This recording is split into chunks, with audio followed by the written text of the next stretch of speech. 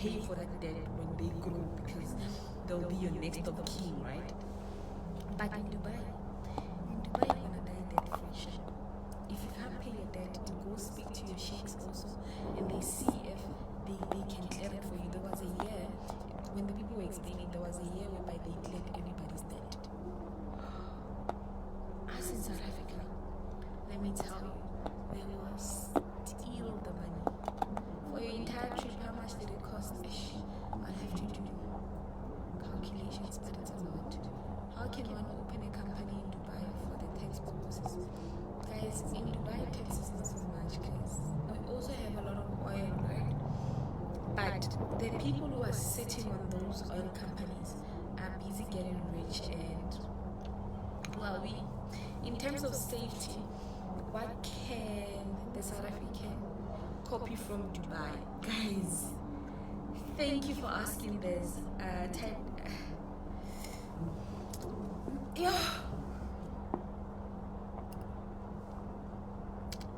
Guys, let me tell you, the safety that's sitting around Dubai, it's uncompared.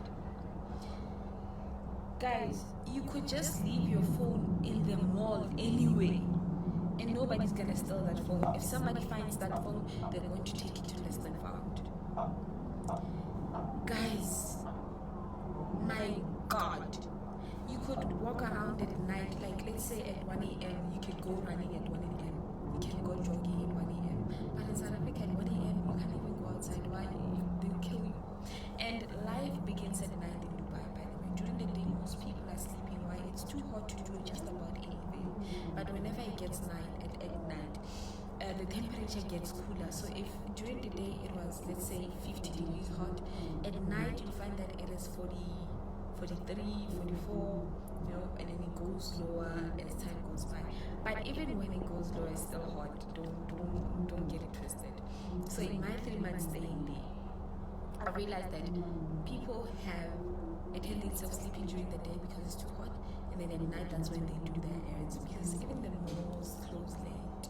Like you find at 10 p.m. people are going shopping, shops are closing at like 12, and in the like guys, Dubai is nice, but it's very hot. So in terms of safety, what can we learn as South Africans? First of all, I want to talk about driving in Dubai. So we've got a robot, or should we say, it's a robot. Traffic lights, if people are asking what's a robot, it's a traffic light. So robots have a go sign, a go color, they have a yield color, I'm about to close, and then they have the red color, we have closed, just stop. Us in South Africa, when it's orange and even when it's turning red, we could just still tiny and then drive and then take turns there by the robots, and then just try to beat the robot up. In Dubai you can't do that. When the robot is on caution, when it's orange and giving you caution and you pass, just know you are paying 10,000 dirhams. You are going to jail if you can't pay the 10,000 dirham, and that's a fine. If you can't pay that fine, you are going to jail, guys. I do not want to lie. So multiply that 10,000 times 5, because their rent is 5 rand in South Africa. If you times it by 5, that's like 50,000. So you'll be paying 50,000 for just getting into the caution, and then you're just passing with your car. So whenever it's caution, just wait there, don't move, don't do anything. And then if literally you get into an accident and you hit somebody, you're going to jail. And even when you're in jail, you are forced to pay a fine. Hi, Robin. You're gonna pay a fine. They don't even play like that. Like many things in Dubai, you can't drink alcohol and walk on the street and think that you're not going to go to jail. Hey, how are you, Peter Oracle? So don't think that you are in Dubai, you're drinking alcohol, and then you're going to drive. If you do that, you're still going to pay a fine. You're still going to go to jail. You're still going to trial. You're still going to pay for the damages of everything you have done. You could even lose your job, right? Now I've realized that even if you are speeding beyond the speed limit, there's a lot of cameras, and don't think they don't work. They do work. As you are speeding, you're going to receive SMSs on your phone telling you that we've hit you with a ticket here and there and there. That ticket, you're going to pay a fine. If you can't pay a fine, you're going to jail. And they're so strict that if they follow you and they think you have done something, let's say you do something wrong and it's an area whereby the camera didn't pick up anything. If they are driving behind you, they just take it. I think they're taking a photo behind you, and then whatever registration of the car you have shows them where you leave, whatever you do, and then they'll send the ticket to you. Like that side guys with technology. Okay, compared to South Africa, they're still young, they're still growing, right? But they got a lot of things right as they are growing. Why? Because they are sourcing out most of the things. So what I've realized is that most of the people in Dubai are not educated. So what are they going to do? They're going to go to South Africa, take the educated doctors, bring them there, educated pilots, bring them there so that they can work. Most Arabs, whether men or women, are lazy. Why? Because they're receiving everything on the silver platter. So now Dubai, the whole Dubai, Abu Dhabi, and whatever places that are growing and having people, because of how outside people are coming into the country to work,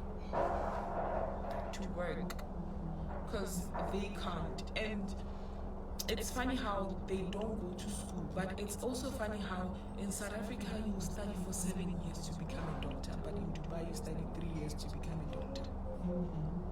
Can we just weigh the differences? So they do not even trust their own doctors. They rather source out doctors rather than having doctors in there. Yes, they are very smart for outsourcing. And also, if you study for 3 years, now this is where things get very unfair for everyone who is outsourced. Yes, they're gonna pay you better. The money's gonna be better than when you're working in South Africa, right? Now, here's where it gets unfair. So let's say there's somebody from Dubai studying to become a doctor, and they study there, and then they get to pass. Do you know that when they are done with their doctorate and they become that doctor, they become your boss? They get more money than you. They tell you what to do even though you don't know the job. And that's where I found things very unfair. Like, you could be the best surgeon there in Dubai, like in the whole of Dubai, but there will be somebody who's studying just to come and manage you. So you'll be managing people, but you won't be working on people mostly. As I learned that, I realized that these people have money. Like, you just study to come and boss up people there by the hospital. And literally they source out everything, even the people who built the Burj Khalifa. So many people died when they built the Burj Khalifa. Why? The building, first of all, was going high. The higher you go, the more you can breathe. If you have a problem of getting dizzy, now you know that you might fall at any time. So a lot of things happen there. Guys, I talk a lot here. A lot of things happen there. So a lot of people, they died not because now there was a mistake or what. No, they died because they suffocated or they got dizzy and they couldn't, grab their hold of their balance. And when you look down, you just get more dizzy and then you just fall. A lot of deaths that happened from building the Burj Khalifa, they swept it under the carpets. Why? Because everything that happens in Dubai stays in Dubai. Everything. I mean, they are so private that even when you go live and they feel like you are a public indecency, guys, they'll stop you from going live right there. And I realized that as a woman in Dubai, you are forced. Hey guys, this is not a for discussion. You are forced to respect the man. If you do not respect the man, it's jail time for you. I remember there was an article about this other woman from America. She drives trucks in America. So think she got inside an altercations with the cops there from Dubai. Do you know? Where's your onesie? Go where your onesie, but it's cool. So the woman got into an altercation with the police there from Dubai and the police were mad. Do you know that she got to be fined? She had to pay a fine before she goes back to the US. It was even in the news, guys. It even made the news. It was all over the news. So in Dubai, you can't be disrespectful, especially to a man. Don't try to argue with a man in Dubai. If you try it, you're going to jail. So I've learned that in Dubai. I've learned that you can't even raise your voice at the man in Dubai. If you do that, especially if it's a cop, hey, you're going to jail, you're going to pay a fine. Imagine it's in everything. Only in SA we don't care, hence the situation. And I feel like in SA when democracy was introduced, everybody just wanted to be themselves. They just wanted, and nobody is taking responsibility in South Africa. In Dubai, they'll force you to take responsibility of what you're doing. Like even if you have money to pay the people, you pay the fines, you pay the people. They'll leave you broke if you just mess up with the law. Another thing that you guys who want to go to Dubai should know is that if you are a smoker, don't go to Dubai. If you love cannabis meaning weed, do not go to Dubai. Or you will regret why you went to Dubai. And I'm not playing, you will regret. I mean, they are protecting their territory. Dubai is not a democratic like South Africa. They cannot afford a managerial position if you are not yes. So if literally you're from South Africa and in South Africa you are the manager, in Dubai you won't be the manager. You dream about being the manager. Guys, you can be a good sergeant there in Dubai and everybody uses you. But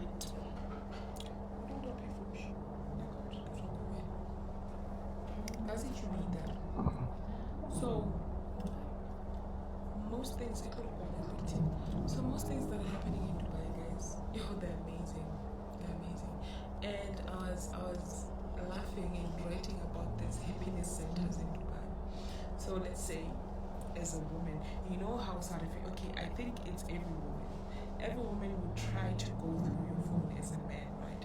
Let's say you didn't give the woman authority to go through your phone, but she will go through your phone. And then in Dubai, if a woman does that and causes trouble, do you know that you have a right to go to the happiness center or to the police and report that this woman went through my phone and she found things, but she's causing me more stress? You are going to jail. Hey, you are going to jail. So imagine if that rule applied everywhere in the world. South African men will get us HIV altogether, guys. Nigerian men will get us HIV times 5 altogether.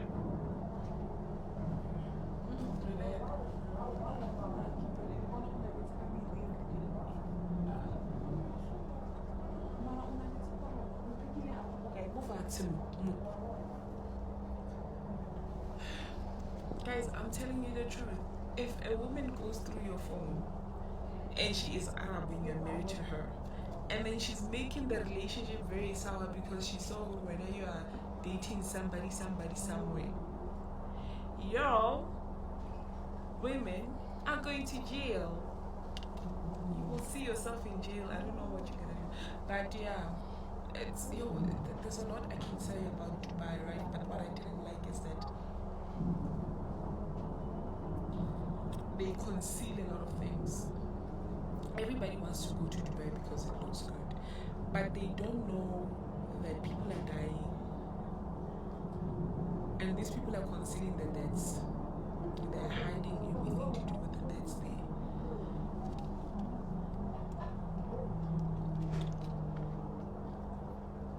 So even though I enjoyed my stay in Dubai, most of the things I didn't agree with them, but the way they have order, I let them know.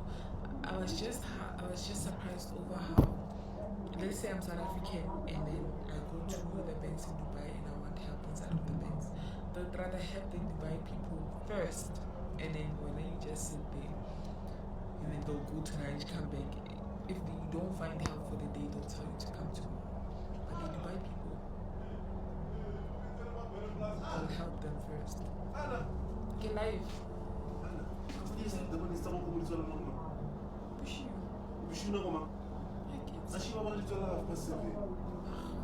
Nela sa ipone ba khunukela ka dijo ka mafast nine. Ba nganyisa shibale kwa. Abali ngukule. Ke go bona ba tshepi. Kwala mnyango. I'm live. The Nigerian men would do 1 times 5. They'll give us HIV and AIDS times 5. I'm talking about how, as a woman, if you find that your man is cheating through the phone, they have the right to go to the happiness center, report you, and you could go to jail. Guys, you will go to jail, baby. But as Nigerian men, if you guys were given that, guys, Nigerian men would date about 20 women, if not 50, and will have HIV times 50, right there. Because honestly, guys, the way South African women will be fighting for Nigerian men, while Nigerian men left their wives at home, come to South Africa, date all these women, and then they'll be dating that one, the friend of that one. Guys, I worked at the club. One thing that you should know is that I worked at a club, and I saw all of these cats fights a lot.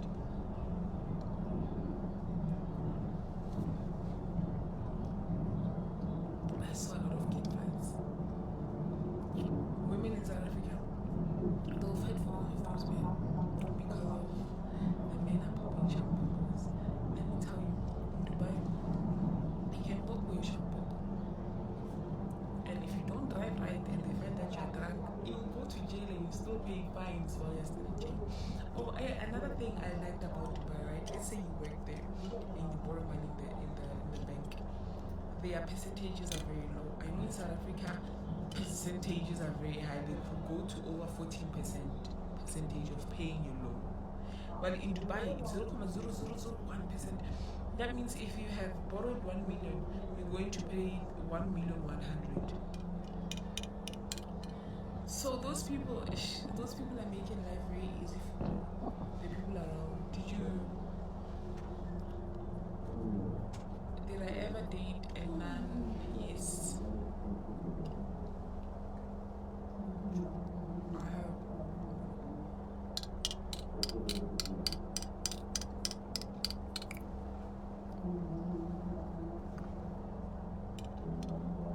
So now my trip to Dubai, guys, also the heat was my problem, hence why I'm saying I can't. Okay, taking passports after being employed, they don't want you to go anywhere, right? Like, even if you go on YouTube and talk about and actually Google this thing of, do they really take your passports after you have been employed? You can go Google it. They'll take your passport, and when you try to run away, they'll bring you back to the same house.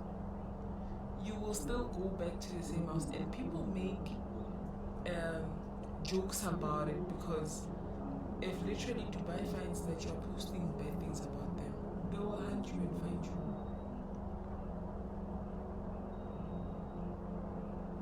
There's no permanent residence in Dubai. If you're not a Dubai resident, the only thing that they will give you is a 10-year visa. 10 years visa. There's no way. Guys, if somebody tells you that I am from South Africa and then I have permanent residence in Dubai, they're lying to you. If somebody's from Saudi Arabia and they tell you that they have residence in Dubai, they're lying to you. Dubai won't do that. Why? Because of how they are giving their people a lot of benefits. So imagine if they give South African benefits, they also give everybody benefits. They won't survive. The money won't be enough. Let me even tell you. Let's say I'm this South African, I'm dating a man from Dubai, right? Do you know that every 10 years I need to renew my visa? Every 10 years. They'll give you a visa for 10 years, even if you're married to a man from Dubai.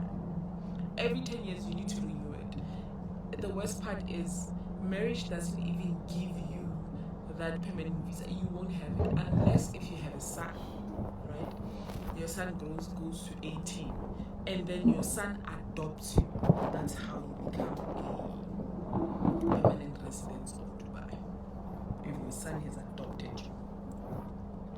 The laws that side, they are crazy, guys. If somebody says I am a resident, just ask them how did you get the residence. If they start lying to you, just tell them that Stacey said the only way you're getting to go to get the residence, and it's you being a woman. It's if your son adopts you. Not even your husband can save you to getting your residence in Dubai. After they take your passport, even if you try to run away, you won't go anywhere. You will just come back and ask for your passport. Up until you find your passport, there's no way you're going to make it out of the country. And that's where the slavery comes. That's where the ill treatment. You guys, you even get raped and keep quiet. Why? Because you want your passport. There's deeper things that are happening in Dubai. So there's this place in Dubai.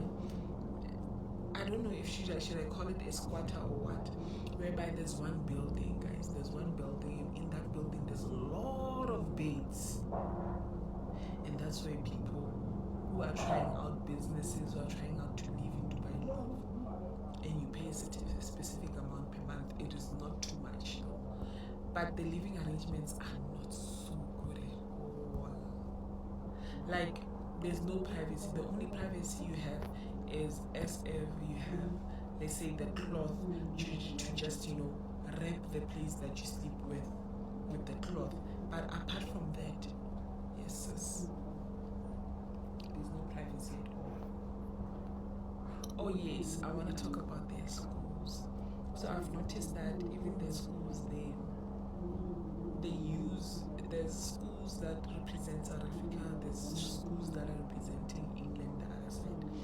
So even their education system, it's still a trial and error.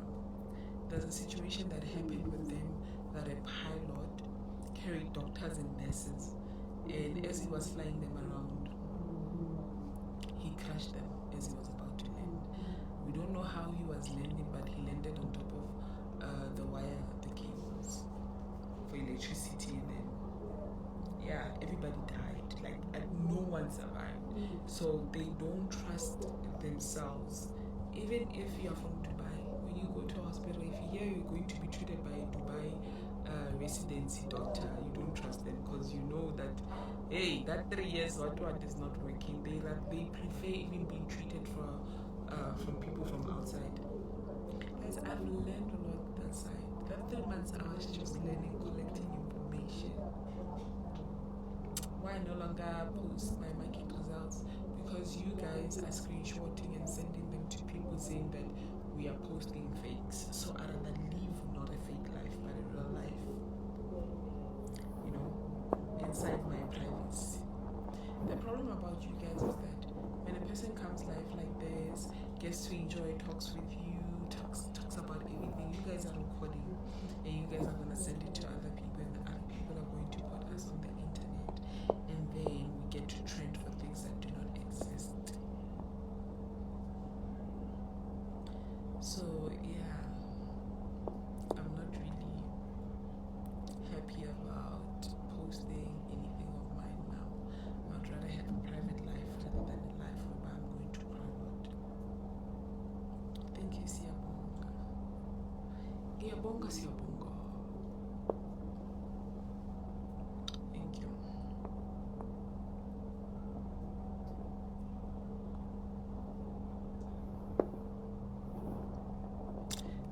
Guys, what else do you want me to tell you about Dubai? There's a lot.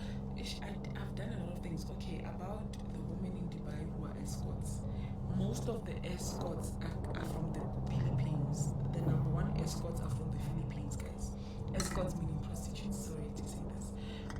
most of these sex workers are from Philippines. I don't know why Philippines went to Dubai and started doing that. And the Philippines are very beautiful. Guys, women from the Philippines are very beautiful. Hey. Yeah, you're right. I do trade and I keep it to myself. Yeah, I trade also. And I keep it to myself. I no longer post. You guys are just toxic online.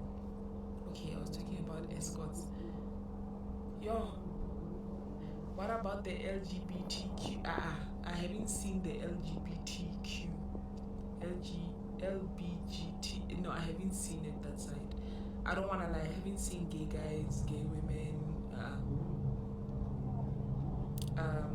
Mostly I've seen straight people. Oh yeah, I was talking about smoking. If you are smoking cannabis, if you smoke weed, do not go to Dubai with weed. Or do not just go to Dubai because you won't survive. Why smoking there? Smoking there is just not easy. There you won't smoke shit. Dubai is a place whereby even drugs, I don't know how people get drugs in Dubai, but you won't find drugs in Dubai. If you're thinking you're going to smuggle drugs in Dubai, you won't. Guys, you won't even get to pass Dubai with just a little itty drug. Dubai somehow, guys. Even though they are way behind with some of the technology things, but if there's things that they're getting right, is all the things that we are missing in South Africa. They are nailing them. Why was I enjoying some of my life? And I've been live, right? I think this is my second live, and I've stayed up until it took me out. So when this one takes me out, I'm not coming back. I'm so tired. So the Lamborghini life and all in Dubai life, we see, is it true? Are they that rich? They are that. They are filthy rich. Those people. Guys, I don't know where the Arabs get money, right? But they are filthy rich. That lifestyle of, okay, there is a company that when you go there, you can hire those cars, and take pictures with those cars and drive that car maybe for about a couple of minutes. There's packages that will let you do that. But most of the Dubai guys have those cars. They have everything. Yo.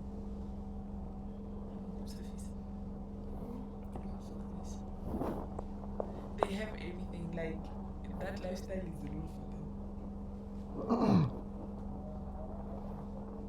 That lifestyle is so real.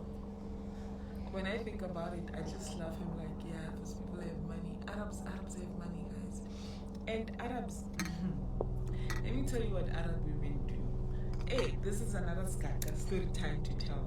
So Arab women that side, remember when you are an Arab woman and you need to get married, you need to become a virgin. So you don't break your hymen. Well, they've learned that in Turkey you can retain your virginity all the way. Do you know that in Turkey there's a surgery that returns a woman to being a virgin? So Arabs are running to Turkey just to do that. Yoki Friday and one hour two is on Love Shim. Someone take it out, please. I hope I'm heard. Who's on Love? But when people are just going to take it just to cover up, and most of them they do up to buy women. If you're dating them and you're going to engage in sexual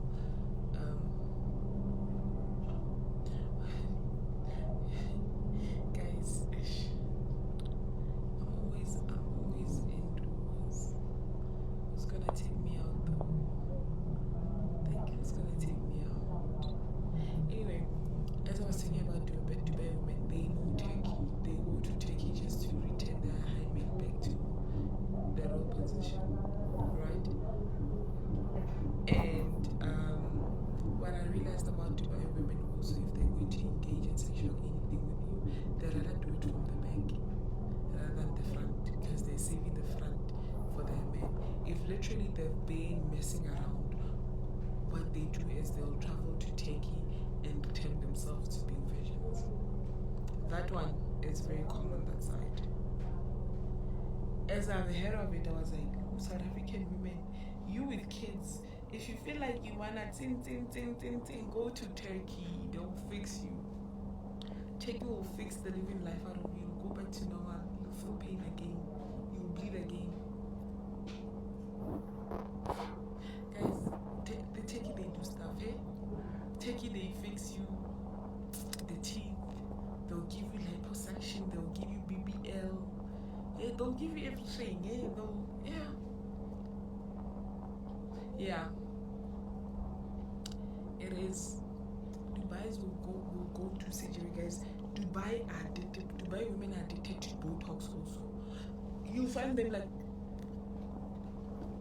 the bone showing, like those people, and even in their country, guys, they do these lipos and what, you know, this surgery, cosmetic surgery in Dubai is a huge thing. It's a big thing. The women go to these liposuctions and everything, and then they come back, they go to the gym. You know, these lifestyles of the housewives there in Dubai, it's very nice. They gotta go to take up their own outdo. What about me? What about me, Tando? I'm not a virgin. I have a baby. She's young.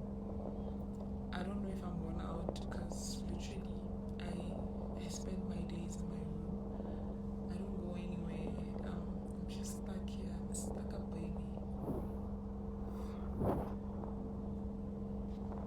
I'm that girl who's always in my room.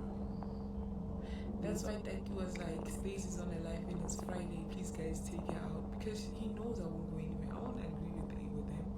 I won't agree to go anywhere basically.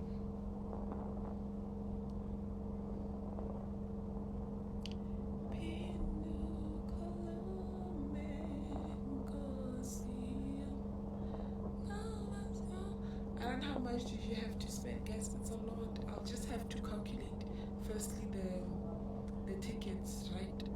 A return ticket. Okay, my first flight I took was a connecting flight, so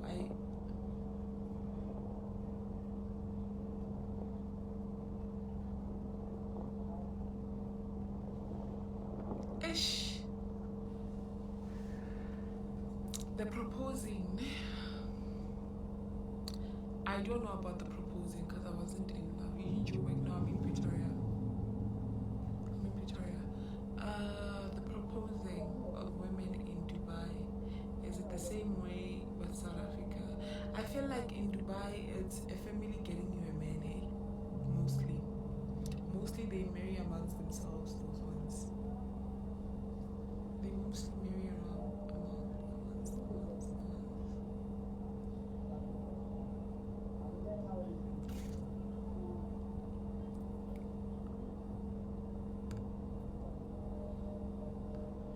So mostly it's arranged. Thing is, hi Mashayla, it's been a long time. It's been a long time.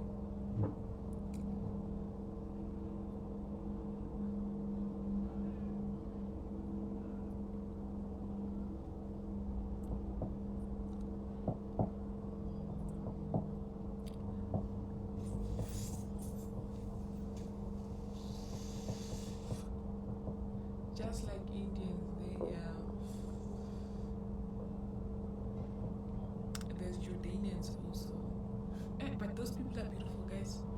Those people are beautiful. Yo! Guys, the Arab women, it's just that they're addicted to cosmetic surgery. They ruin their faces, they put too much Botox, some of them look like, and then they hide their faces. Most of them hide their faces. But the day they remove that thingy, you go crazy. Go back to the spending. Okay, so when I went to Dubai, okay, let me explain something. When you are traveling out of the country and you have a visa, you are buying a return ticket. So this is what I did. I bought a ticket to go to Dubai. I didn't buy a return ticket. So I go to OR Tambo. I get there. As I'm preparing to travel there, I give them. And they're like, where's your return ticket? I'm like, no, I'll buy it when I come back. They're like, no. Before you even go, you need to buy a return ticket. The ticket that I bought was via Kenyan Airways. So I flew, okay. So I flew from Joburg to Kenya to Dubai, right? And for coming back, I booked one-way ticket with Qatar Airways, right, for coming back. So my flight from South Africa to Dubai, to Kenya to Dubai was about 9,000 rands. But my return ticket was about 16,000 rand. And I'm talking about economy on flying to Kenya. So I took the basic one. I took basic. I didn't go to first class. I didn't even want business. I was like, you know what? Because where I'm going, I don't know how I'm gonna spend my money and all of that. Let me just fly economy and become a human, guys. I don't have so much money for me to go to first class or business class. Hey, those ones, Zia Visa.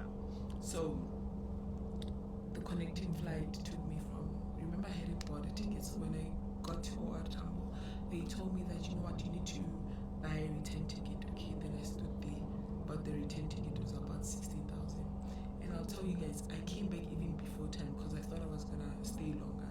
So I paid the 16,000, the return ticket, and then I gave them, and then they take my bags. Now I have a backpack. In my backpack, I have everything of mine for my skin. So I suffer from eczema, and there's products that I use for eczema, and I didn't have papers for them. So I had to leave them behind at the airport. My lotions, and I don't know why I didn't pack them inside of those big bags. And guys, trust me, when I went to Dubai, I was advised, can you please buy? They told me,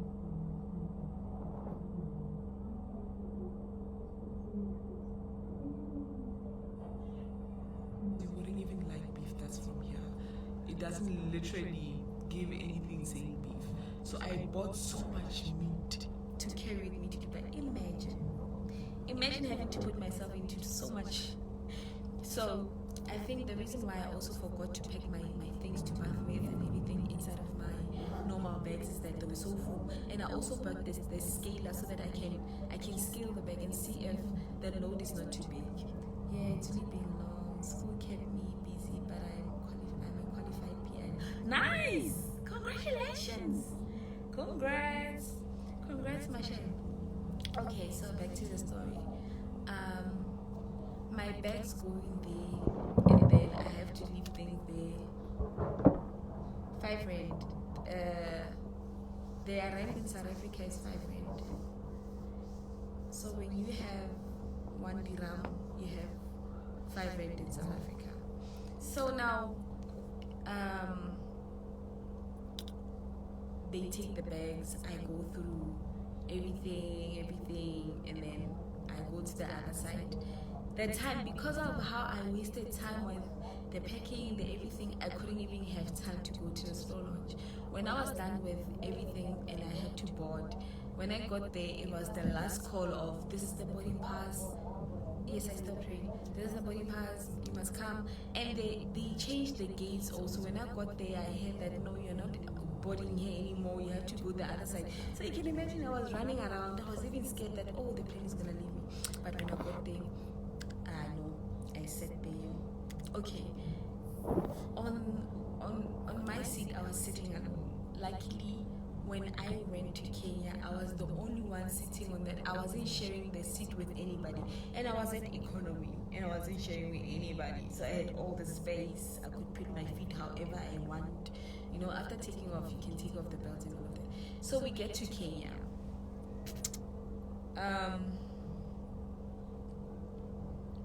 We get to Kenya now. When we are there in Kenya, okay, no, I didn't tell you. Story time. I'm telling you what happened.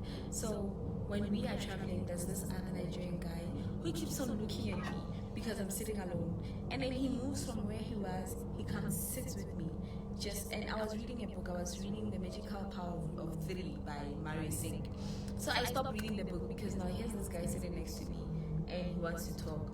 And he's busy talking to me. I'm getting to know this guy. You know, it's good to meet people, especially at airports, just to hear what they do, you know, all of that. That guy is busy talking, telling me about his kids, wife, and all of that. It's so amazing that there's men who still talk about their wives and who are still very, very honest with their lives. So he gets honest with me. He's like, you know, this is what's happening and all of that. I'm like, yeah, it's nice meeting you. We exchanged numbers, but I didn't call him. I took his numbers, but I didn't call him.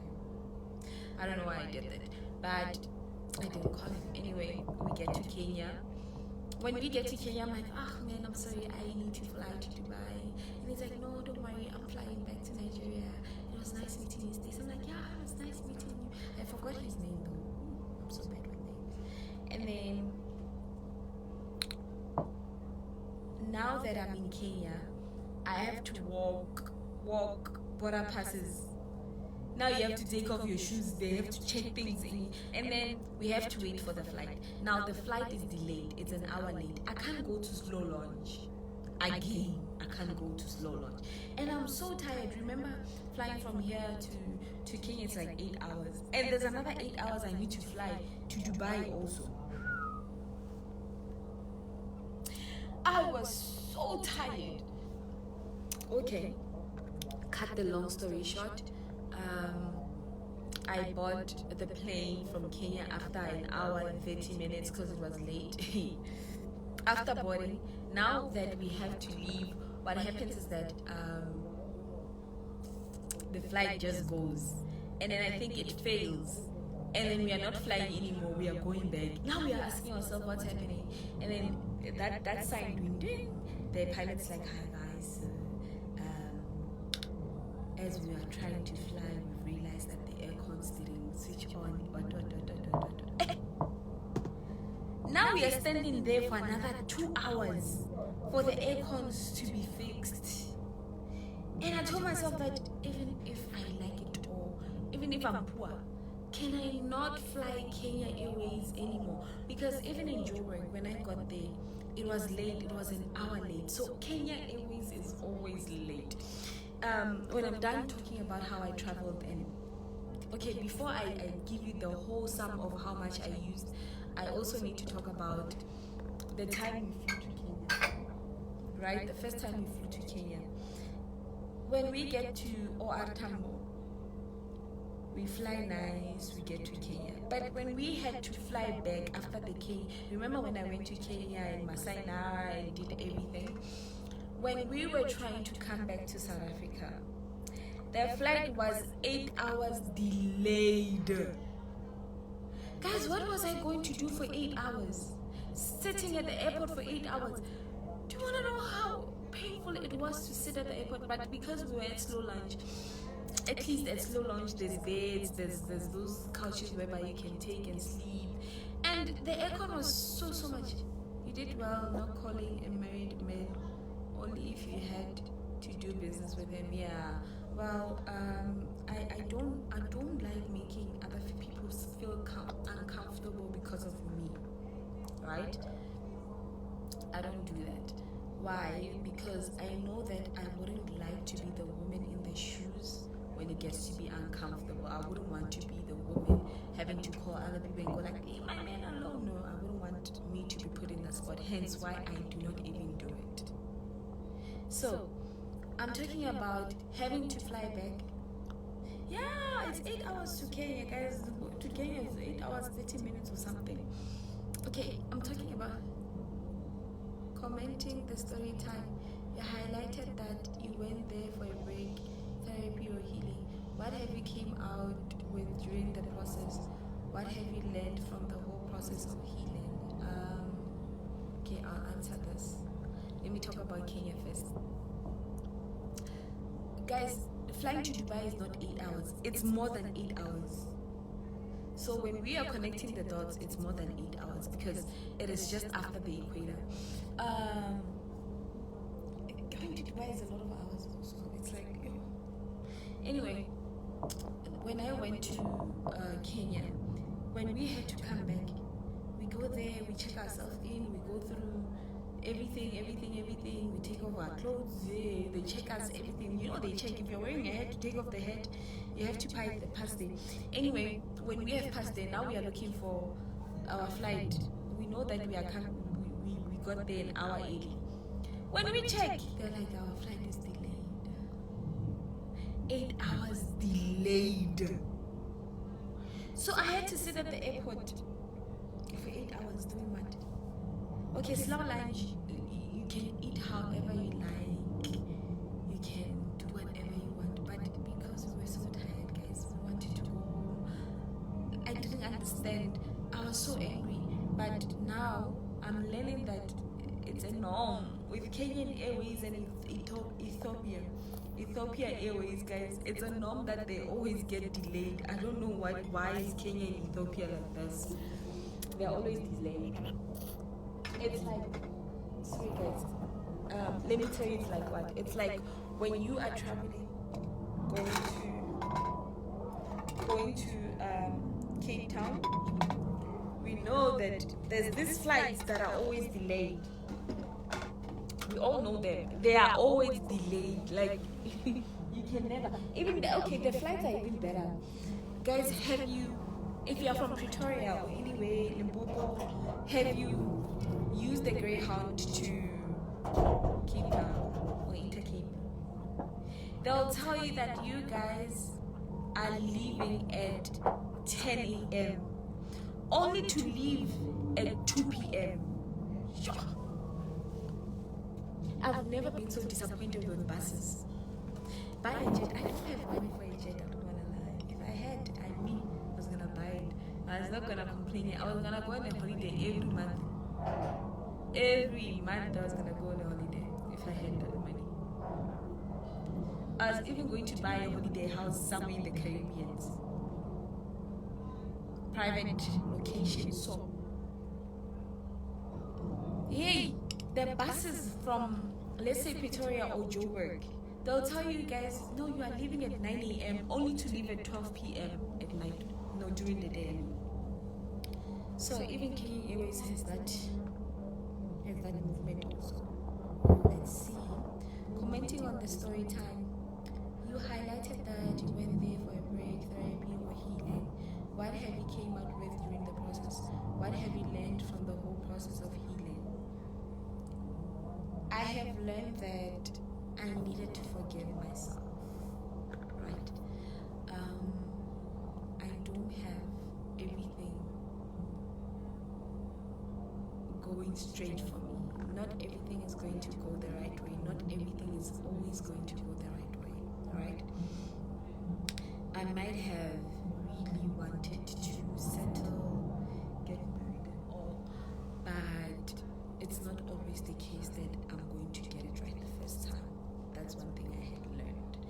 And I have learned that when you are in a relationship, do not distance yourself from your friends also. Okay, you cannot be with them 24/7, but once in a while check on your friends. Check how they are doing, check on their mental health. There was nobody but Mr. Babs checking up on my mental health all the time.